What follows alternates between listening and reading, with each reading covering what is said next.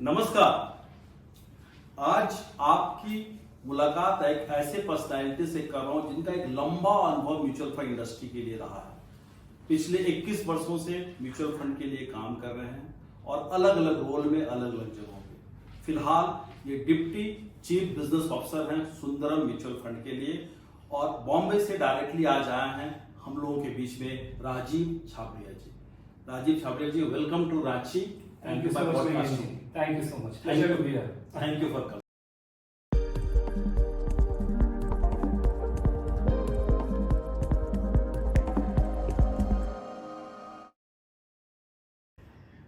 राजीव जी, आपकी जर्नी के बारे में थोड़ा सा जानना चाहेंगे कि कैसे कैसे आपकी जर्नी शुरू हुई और सुंदरम में आपने कई सारे रोल किए और आज किस रोल में, क्योंकि हम लोग तो कुछ हद तक समझते हैं कि सीबीओ का मतलब क्या होता है, मगर थोड़ा हमारी जनता भी समझ सके कि सीबीओ का मतलब क्या होता है, आपका रोल क्या है टोटल म्यूचुअल फंड इंडस्ट्री के हिसाब से।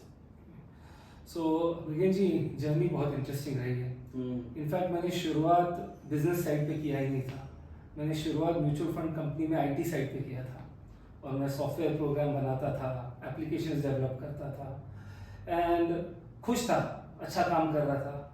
उसी दौर में मेरे कलीग ने एक बार मुझे आके कहा कि यार आप बातचीत बहुत अच्छी कर लेते हो, सब्जेक्ट का नॉलेज भी बहुत अच्छा है, आप यहाँ क्या कर रहे हो, आपको टेबल की इस तरफ होना चाहिए।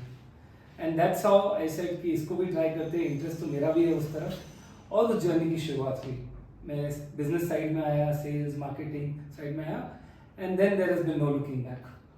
सो it's been a beautiful journey. अलग अलग रोल्स निभाने मिले, अलग अलग लोगों के साथ काम करने मिला है मुझे। लोगों से मिलना, बातचीत करना, फाइनेंशियल अवेयरनेस फैलाना बहुत अच्छा लगता है। Very passionate about that subject. तो जब ये मौका मिला, I grabbed it with both hands.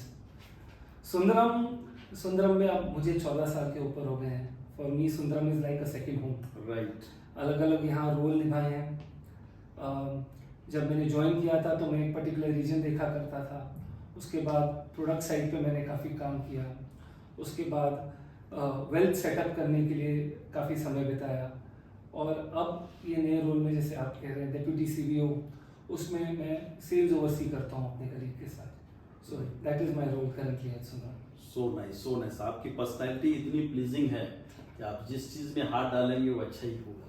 Thank you so much. So good. मैं सबसे कई सारे आपके फंड्स के बारे में हमने देखा है, जाना है, मगर फंड से भी जानने से पहले मैं थोड़ा समझना चाहता हूँ सर्विसेज इंडस्ट्रीज को लेके कुछ बातें आपसे।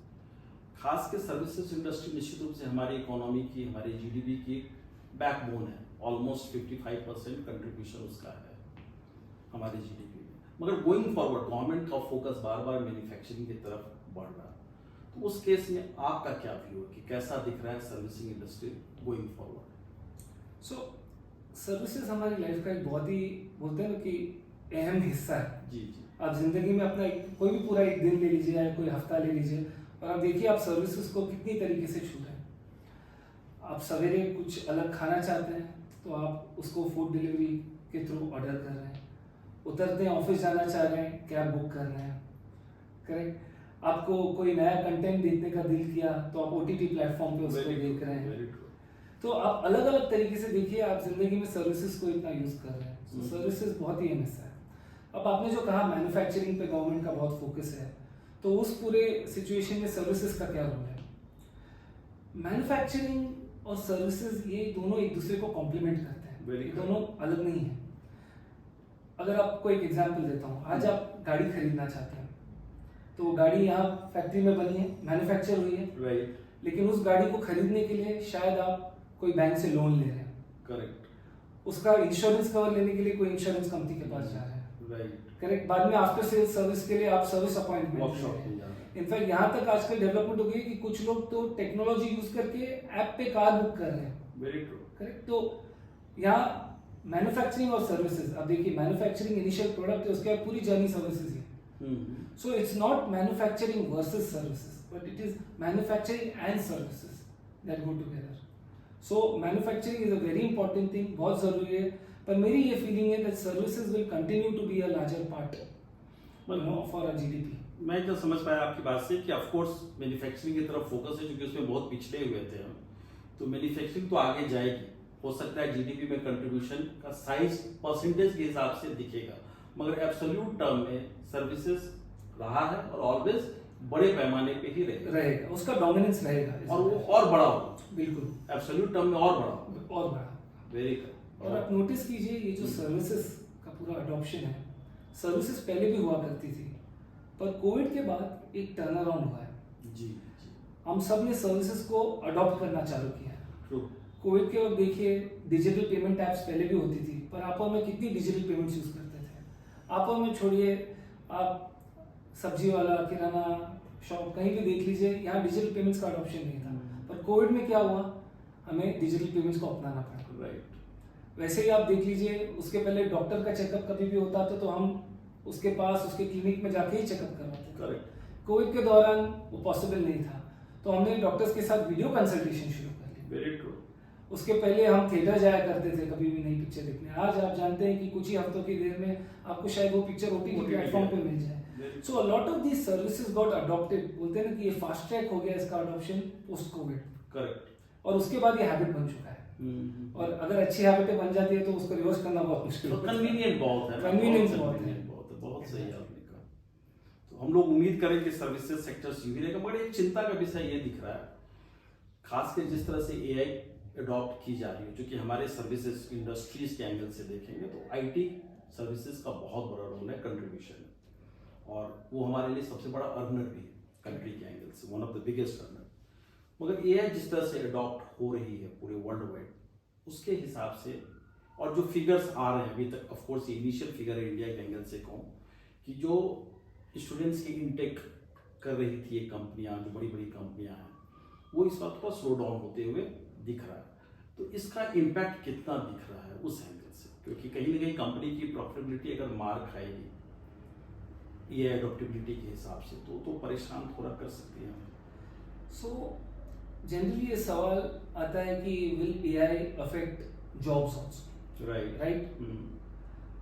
अगर आप देखेंगे जब भी कोई एवोल्यूशन होता है तो उस वक्त हमेशा एक फियर होता है, राइट, कि करंट सिचुएशन को चैलेंज कर दिया जाएगा और आगे क्या होगा अनक्लियर होगा। अनसर्टेन। आपको एग्जांपल दिखा था, अभी जब एटीएम आए थे तो सबको फिक्र थी कि अब एटीएम आ गया, जो बैंक का टेलर है वो क्या करेगा। करेक्ट। एक किस्म की टेक्नोलॉजी एवोल्यूशन ही थी। पर क्या हुआ, एटीएम आने के बाद भी बैंक्स और नंबर ऑफ ब्रांचेस बढ़ी, सब कुछ हुआ, और टेलर का जो रोल था वो थोड़ा इवॉल्व हुआ। हाँ। वो एक किस्म का आपको अलग अलग चीजों पे एडवाइस दे सकता है, राइट? खाली वो कैश विड्रॉल का काम नहीं है। करेक्ट। उसका जॉब इवॉल्व हुआ। सेम चीज आप देख लीजिए टेक्नोलॉजी में, जब मोबाइल फोन्स आने लगे, राइट, ओके, जब मोबाइल फोन्स आए हम सबको क्या लगा कि हम दोनों को कनेक्ट करने के लिए हेल्प होगा, कि आप किसी को कहीं भी पहुंच सकते हैं। पर आप देखिए अगर मोबाइल फोन नहीं आते तो आज जो आपके ये cab drivers, food delivery boys, ये पूरी जो इंडस्ट्री है ये बन सकती थी। करेक्ट। अगर मोबाइल फोन नहीं होता है, डिजिटल नहीं होता, संभव ही नहीं। तो बहुत बार जब एक टेक्नोलॉजी इवॉल्व होती है तो हमें लगता है क्या होने वाला है, पर वो टेक्नोलॉजी अपने साथ जॉब का इकोसिस्टम को भी इवॉल्व करवाती है। जैसे जब मोबाइल फोन आया था हमें नहीं पता था कि mobile phone actually food delivery, cab hailing, shopping, ये सब के लिए, पर ये जॉब बन गया। आज मोबाइल के साथ डेटा आया, टेलीकॉम आया, उसमें क्या हुआ, एप्लीकेशन डेवलपमेंट की इंडस्ट्री बढ़ गई, साइबर सिक्योरिटी की इंडस्ट्री बढ़ गई। सो आज हम जानते ही नहीं है कि एआई के एवोल्यूशन में किस किस किस्म के अलग जॉब्स पैदा होंगे और होंगे। शायद आज हमें वो जवाब नहीं पता है, या कुछ कुछ लोगों को पता भी है, और उस दिशा में लोग ट्रेनिंग शुरू भी कर चुके हैं। अब आगे जाके शायद एआई ट्रेनर एक बहुत ही इंपॉर्टेंट पोजीशन होगी हर कंपनी में। Correct, right? सो मुझे लगता है कि एआई एवोल्यूशन है, and rather than resisting it, हमें उसे एआई प्लस ह्यूमन के कॉम्बिनेशन के साथ अपनाना चाहिए, so that it improves our efficiency and speed and accuracy of things. आपने बहुत सही कहा कि जब अनसर्टेनिटी में डर तो लगता है, मगर यू नेवर नो कि इस एआई के कारण हो सकता है कि कुछ नए जॉब्स और बेहतर जॉब क्रिएट हो, और डर का माहौल ये टेम्पोररी हो। जहाँ तक मैं समझना चाहता हूँ कि आपके सुंदरम एएमसी के अंदर एआई को लेके, उनकी एडॉप्टेबिलिटी लेके कितना आगे बढ़े, खासकर रिसर्च के एंगल से देखें, या कुछ लोग जैसे फंड मैनेजमेंट के लेवल पे भी एआई का काफ़ी इस्तेमाल करना शुरू किया इंटरनेशनल लेवल पे, तो आप लोग उसमें कहाँ देख रहे हैं, क्या? सो मैं इसमें एआई वाले शब्द से थोड़ा दूर हट के कहूँगा कि टेक्नोलॉजी का अडॉप्शन अब फंड मैनेजमेंट में भी हो रहा है। राइट, जिस हिसाब से डेटा को देखा जा रहा है एनालाइज करने के लिए, जी जी, जिस हिसाब के सिग्नल्स आज हमको डेटा से मिल सकते हैं वो इवॉल्व हुए हैं, Correct. जो हमें better decision, better portfolio construction, better risk management, ये सब में हेल्प कर रहे हैं। राइट, सो टेक्नोलॉजी और रेवोल्यूशन वहां भी आ रहा है। अब उसमें आप उसे एआई वाला शब्द यूज कहे कि टेक्नोलॉजी एवोल्यूशन कहे, I will not comment there. But definitely technology is now helping in different kind of things we are doing in the AMC, not only fund management, but sales, business, operation efficiency, सब जगह। Right, और अभी कोई dedicated fund as such आप लोग उस भरोसे नहीं डालते हुए? नहीं, अभी तो हमारे पास बिल्कुल है नहीं, क्योंकि कोई भी अगर आप देखेंगे, कोई भी फंड लॉन्च करने के लिए एक चीज जरूरी होती है कि वो इकोसिस्टम होना चाहिए, वो कंपनीज लिस्टेड होनी चाहिए, जहां आप क्लियरली डिफाइन कर सकते हो कि ये कंपनीज का एआई में बहुत ही इंपॉर्टेंट रोल है, और वो इकोसिस्टम रीजनेबली लार्ज होनी चाहिए, ताकि आप जाके फिर पोर्टफोलियो कंस्ट्रक्ट कर सकें। आई थिंक सो फ्यूचर में you will have some of these kind of ideas which may possibly come, but for that वो इन्वेस्टमेंट का इकोसिस्टम भी थोड़ा एक्सपेंड, वो तो बहुत जरूरी है, आपने सही कहा। मैं ये सारे प्रश्न इसलिए सर्विसेज से पूछ रहा हूँ इतनी सारी आपकी, क्योंकि आपके एक फंड है सुंदरम सर्विसेज फंड जी, मुझे काफ़ी अच्छा लगता है फंड को देखते हुए। 2018 में शायद आया वो फंड और 7 वर्षों में काफ़ी अच्छा परफॉर्म किया उसने। तो गोइंग फॉरवर्ड आप उस फंड को लेके क्या सोचते हैं, कैसे दिख रही है? क्योंकि सारे प्रश्न कहीं ना कहीं उसी रिलेटेड के लिए मैं आपसे बार बार पूछने की कोशिश कर रहा हूँ। सो जब हमने ये फंड लॉन्च किया था 2018 में, तब हमारी सोच यही थी कि जैसे आपने कहा सर्विसेज हमारे जीडीपी का बहुत ही बड़ा हिस्सा है, राइट, और अगर आप देखेंगे आजकल वो सर्विसेज है जो शायद 10-15 साल पहले थी नहीं। राइट, सो ये इकोसिस्टम अलग अलग कंपनियां आ रही हैं, इनोवेशन कर रही है, अलग अलग किस्म के सर्विसेज ला रही है, और उन सर्विसेज की जो कंपनियां आ रही है इवेंचुअली आके स्टॉक मार्केट में भी लिस्ट कर रही है, राइट। तो थॉट प्रोसेस ये था कि आज मैं अपना पैसा एज एन इंडिविजुअल कहाँ खर्च कर रहा हूँ, इन सर्विसेज पे खर्च कर रहा हूँ, राइट। हमने एग्जांपल देखा, मैं खाना बाहर से मंगा रहा हूँ, फूड डिलीवरी जो प्लेटफॉर्म, राइट, मैं कैब्स ले रहा हूँ, मैं ओटीटी पे कंज्यूम कर रहा हूँ डेटा, मैं इन सर्विसेज को अवेल कर रहा हूँ। तो इन कंपनियों को अगर ग्रोथ मिल रही है तो क्यों ना मैं इन कंपनीज के ग्रोथ से बेनिफिट कर सकूँ। करेक्ट। और सर्विसेज फंड एक ऐसा फंड है जहाँ हम ट्रेडिशनल और जो न्यू आइडियाज है अलग अलग सर्विस स्ट्रीम्स में, वहाँ की कंपनियों को जहाँ हमें ग्रोथ प्रोस्पेक्ट्स अच्छे दिख रहे हैं उनको सिलेक्ट करते हैं, पोर्टफोलियो कंस्ट्रक्ट करते हैं, ताकि उनके ग्रोथ से हमारे इन्वेस्टर्स भी बेनिफिट कर सकें। Right. So that's the thought process behind services. अगर आज आप इसको देखेंगे, सर्विसेज इज नॉट ओनली, बहुत लोग सर्विसेज को आईटी समझते हैं, हाँ, ये सर्विसेज माने आईटी, क्योंकि सबसे बड़ा कंट्रीब्यूशन वहां से आता है, वो दिखता है। पर अगर आप देखेंगे सर्विसेज का स्पेक्ट्रम भी इवॉल्व हुआ है। आज फाइनेंशियल सर्विसेज बहुत ही बड़ा, बहुत बड़ी है। फाइनेंशियल सर्विसेज में भी कहे तो लोग बोलते थे बैंकिंग, हाँ, फाइनेंशियल सर्विसेज माने बैंकिंग, पर अगर आप देखिए आज बैंकिंग के साथ साथ एसेट मैनेजमेंट जिस इंडस्ट्री में आप और मैं है, इंश्योरेंस, कैपिटल मार्केट्स, तो सर्विसेज में भी कितनी चीजें आई हैं, it's not only banking. Okay, same way अगर आप देखिए तो आप कहते हैं टेलीकॉम, आज telecom is also very important services, not about connecting you and me but data. Very right, very right. आज ये सब जो हम बात कर रहे हैं उसका बैकबोन क्या है, डेटा। एंड इंडिया ने मतलब जो रेट पे डेटा अवेलेबल किया है अपने ऑडियंस को is mind boggling. Salute to them, salute to the companies, to the ecosystem, right. क्योंकि इसके वजह से वो पेनिट्रेशन आया है। आज आपकी पॉपुलेशन के मतलब बोलते हैं very large percentage of your population is having data, consuming data. In fact data का कंजम्पशन बढ़ता जा रहा है। क्यों? क्योंकि सर्विसेज की यूजेज बढ़ती जा रही है, ओके, कन्वीनियंस बढ़ता जा रहा है, right. So all of this puts together kind of creates a very healthy ecosystem for this entire piece. और मैं थोड़ा सा जानना चाहूंगा कि आज एज ऑन डेट जब वो डिस्कस कर रहे हैं, क्योंकि पोर्टफोलियो के एंगल से देखें तो इट्स ऑलवेज इवॉल्विंग, करेक्ट। मतलब as on date by and large किस तरह की पोर्टफोलियो आप लोगों ने कंस्ट्रक्ट की? सो मैं आपको इसमें ब्रॉड फ्रेमवर्क दे देता हूं जी। आज हमारे पोर्टफोलियो, ऑफ कोर्स मैं स्टॉक स्पेसिफिक बात भी नहीं करना चाहूंगा आपसे। बिल्कुल। सो हम ये सर्विसेज को ऑलमोस्ट 6 बकेट्स की तरह देखते हैं, राइट। और उन 6 बकेट्स के अंदर अलग अलग सब सेक्टर्स भी हो सकते हैं। बैंकिंग फाइनेंशियल सर्विसेज जैसे मैंने कहा, जिसमें insurance, asset management, NBFCs, banks, वो एक सेगमेंट है जो आज हमारे पोर्टफोलियो का सबसे बड़ा सेगमेंट है, right. So this would be broadly in the 30 to 40% sort of a range. जो इंडेक्स का मोटा मोटी वेट है वही वेट आपने यहाँ भी रखा है। हाँ, पर उसके अंडरलाइन जो इंग्रेडिएंट्स हाँ, होंगे वो अलग होंगे, करेक्ट, बिकॉज सर्विसेज का बैकबोन ये BFSI भी है, Very बहुत ही true. स्ट्रॉन्ग तरीके से। सेकंड अगर आप देखेंगे तो ट्रेड, टूरिज्म, हॉस्पिटैलिटी, करेक्ट, अब ये बहुत ही इंपॉर्टेंट वर्टिकल है, correct. So this again is in the 10 to 20% sort of a zone okay, for us. क्योंकि इसकी भी अभी इंडेक्स अवेलेबल है, बिल्कुल, इसकी भी इंडेक्स अवेलेबल है और इस सेगमेंट पे भी बहुत पेनिट्रेशन है। हाँ, अगेन आप इसको जोड़ लीजिए पोस्ट कोविड, आपने आसपास में भी देखा होगा कि लोग ट्रैवल ज्यादा कर रहे हैं, करेक्ट, राइट। अभी हम कह रहे हैं कि इंडिया में इतने और एयरपोर्ट्स बनने वाले हैं, अगर एयरपोर्ट्स बनेंगे तो वहाँ होटल्स बनेंगे, हॉस्पिटैलिटी होगी। एयरपोर्ट की तो ये हाल है जो पहले बचपन में हम लोग स्टेशनों की हाल देखते थे हाँ। भीड़ भाड़ के हिसाब से, वो एयरपोर्ट पे रहती है।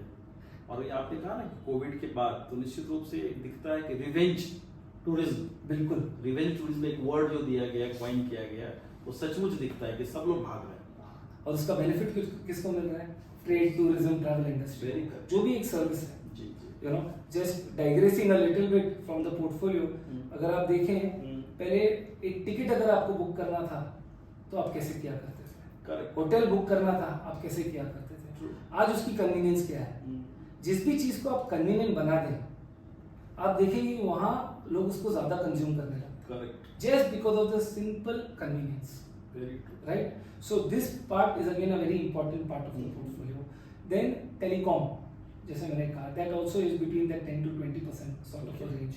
जबकि लिमिटेड प्लेयर्स है आज के तारीख में, जी। लिमिटेड है, पर वो उनके लिए बड़ी अपॉर्चुनिटी है, Correct. बिकॉज वहाँ बिजनेसेस को एक मोड मिल गया है कहीं ना कहीं। यू नो, लिमिटेड कंपनीज है पर वो अपना काम सही कर रही है, पेनिट्रेट कर रही है, राइट, डेटा को सब जगह अवेलेबल कर रही है, so that becomes an important part. Then comes health care, right, then comes online. जब मैं ऑनलाइन कह रहा हूँ तो ये लॉजिस्टिक सर्विसेज या online shopping, all these kind of platforms, right, right, e-commerce platforms, Right. Quick service platforms जो आप कहें। हम्म। सो हेल्थ केयर और ये वाले प्लेटफॉर्म्स हो जाते हैं रफली 10% आई मीन 5 to 10% की रेंज में हमारे पोर्टफोलियो में, एंड जो रिमेनिंग 5 to 10% का रेंज रह जाता है that is an IT। Basically IT में भी उसको आप ट्रेडिशनल IT के साथ मत इमेजिन कीजिए, न्यू एज टेक्नोलॉजी कंपनी जो बैकबोन बना रही है इन प्लेटफॉर्म्स के लिए, करेक्ट, यू नो, जो ये पूरे इकोसिस्टम को और इवॉल्व करने में हेल्प कर रही है आजकल। मोस्टली फिनटेक कंपनीज जैसे हो गई एग्जांपल, राइट। आपने यानी 6 बकेट जहां तक मैं समझ पाया कि of course banking and finance तो है ही एक बकेट, दूसरी बकेट हो गई आपकी टूरिज्म के ऊपर, ट्रेड, टूरिज्म, रिटेल के ऊपर, उसको एक बड़ा बकेट। जी जी, तीसरा हो गया अपना ई-कॉमर्स एंड ऑनलाइन प्लेटफॉर्म्स, चौथी हो गई अपनी टेलीकॉम सेक्टर्स, एंड पांचवी हो गई अपनी जितनी भी IT सर्विसेज से रिलेटेड कंपनीज हैं, और एक और आपने कोई बकेट का हॉस्पिटल और health care, right.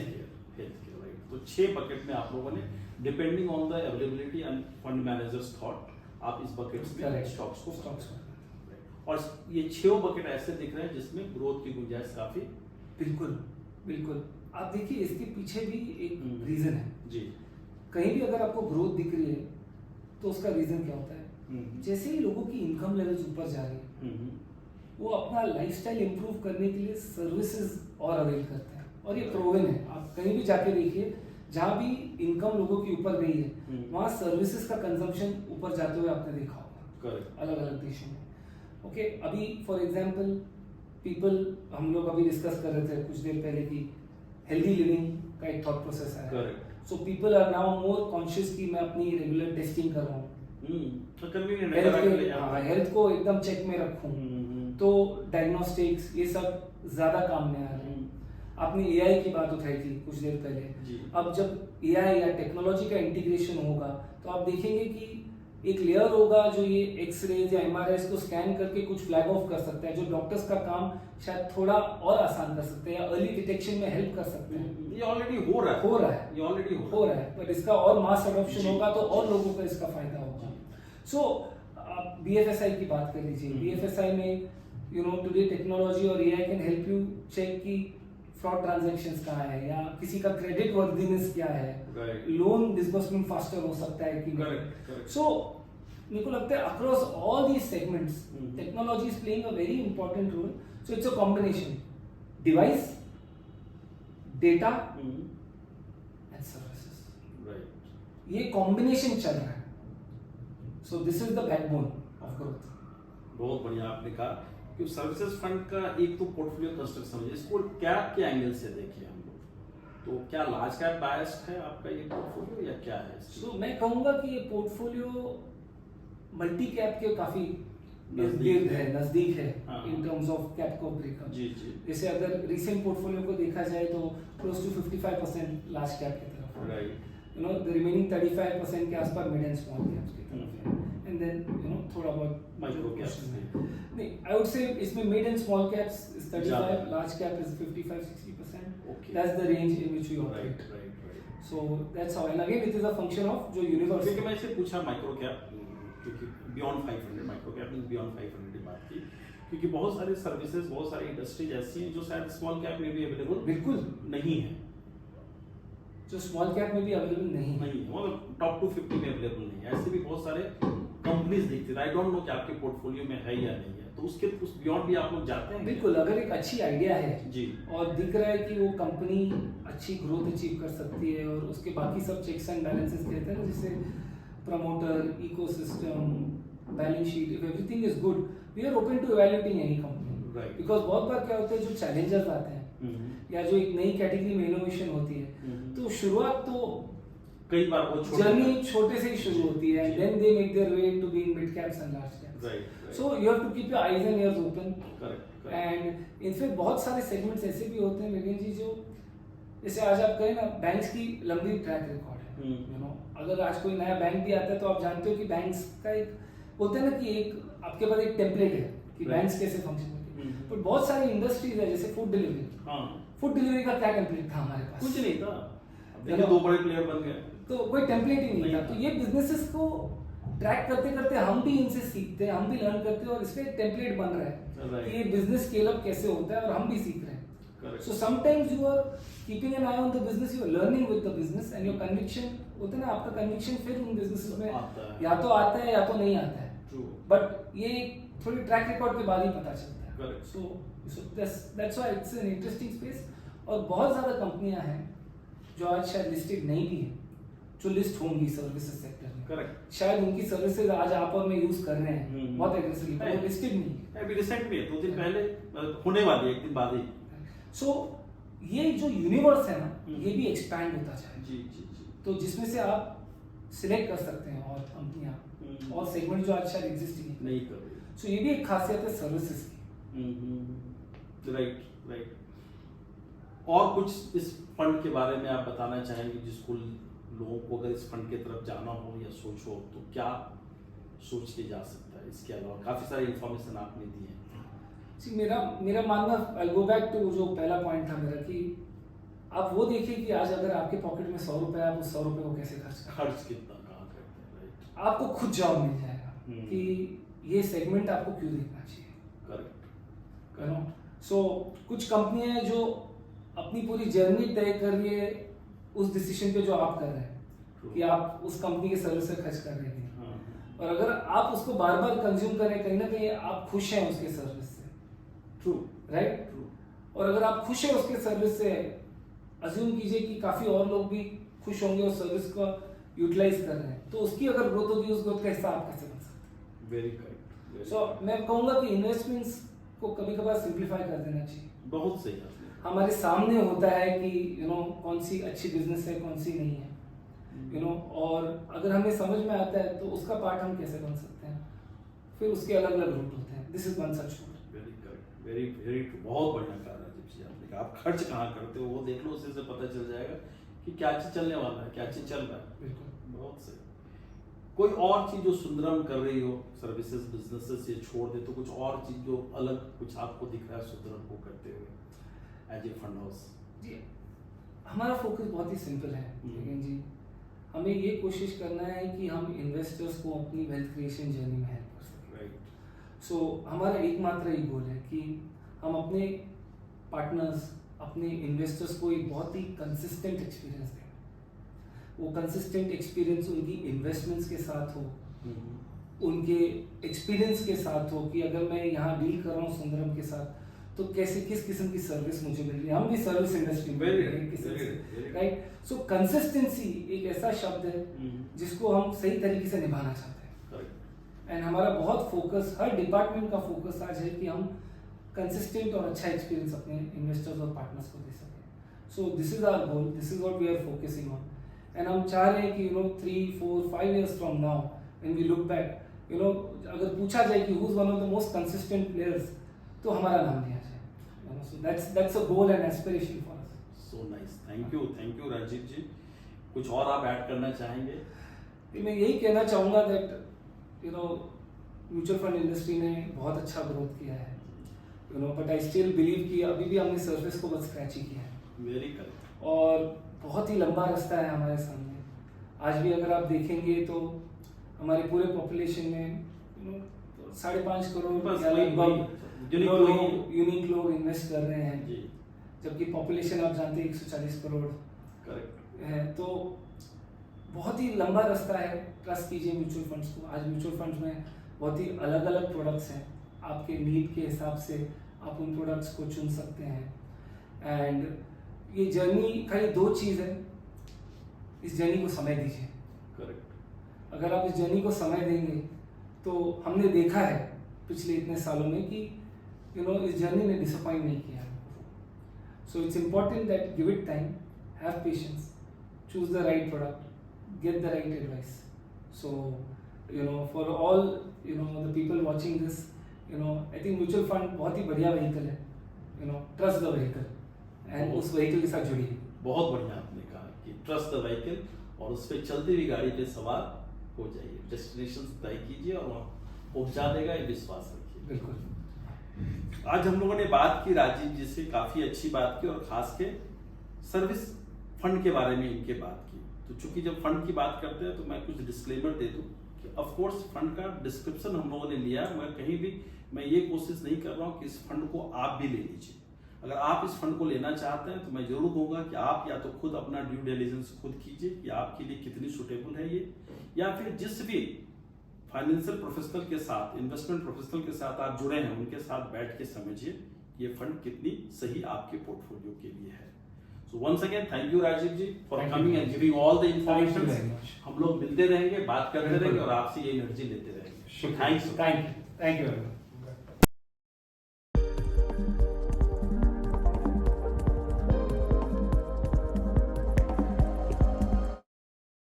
Mutual fund investments are subject to market risks. Please read the offer document carefully before investing.